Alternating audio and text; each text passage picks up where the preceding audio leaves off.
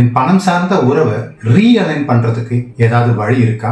இல்ல பணம் சம்பாதிக்கிறப்போ இந்த மாதிரி விளைவுகள் தான் நடக்கதான் செய்யுமா அப்படிங்கிற கேள்வி உங்களுக்குள்ள இருக்கலாம். பணம் அமைதியை கொடுக்கும், கண்டிப்பா அதுக்கு வழியும் இருக்கு. இந்த 3 கிளாரிட்டி உங்ககிட்ட இருந்துச்சுன்னாக்கா, ஃபர்ஸ்ட் கிளாரிட்டி சோர்ஸ் கிளாரிட்டி. நீங்க உங்க தொழில் ஆரம்பிக்கிறப்பவோ இல்ல உங்க வாழ்க்கைக்கான இலக்குகளை எழுதுறப்பவோ, அந்த இலக்குகளை எழுதுறதுக்கு முன்னாடி உங்களுக்கான வேல்யூ சிஸ்டம் உருவாக்கிருக்கீங்களா? அந்த வேல்யூ சிஸ்டம் உங்க பணத்துக்கு உங்களுக்குமான உறவை அலைன் பண்ணி எழுதிருக்கீங்களா? இப்போ உதாரணத்துக்கு சொல்லணும்னா, டாடா குரூப்ஸ் இருக்காங்க. என்னைக்கோ அவங்க செய்த சத்தியத்துக்காக இன்னை வரைக்கும் அவங்க பவுண்டரிஸை அவங்க தாண்டினதே இல்லை. இந்த நாட்டுக்கும் மக்களுக்கும் தீங்கு விளைவிக்கிற எந்த ஒரு தொழிலையும் தான் செய்ய மாட்டேங்கிற தீர்மானத்தோட தெளிவா இருக்காங்க. அப்போ அவங்க சோர்ஸ் கிளாரிட்டி ரொம்ப தெளிவா இருக்கு. அதனால அது அவங்களுடைய கான்சியஸ் மைண்டை பாதிக்காது. ரெண்டாவது நம்ம பார்க்க போறது ஹேண்ட்லிங் கிளாரிட்டி.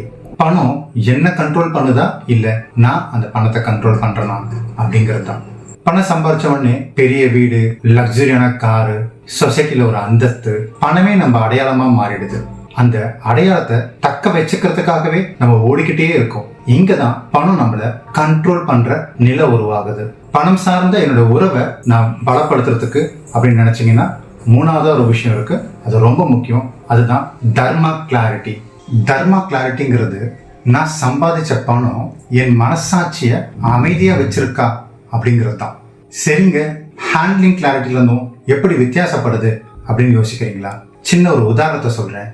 ஒரு மார்க்கெட்டிங் ரெப்ரசன்டேட்டிவ் இருக்காரு, ரொம்ப திறமைசாலியான ஒரு நபர்.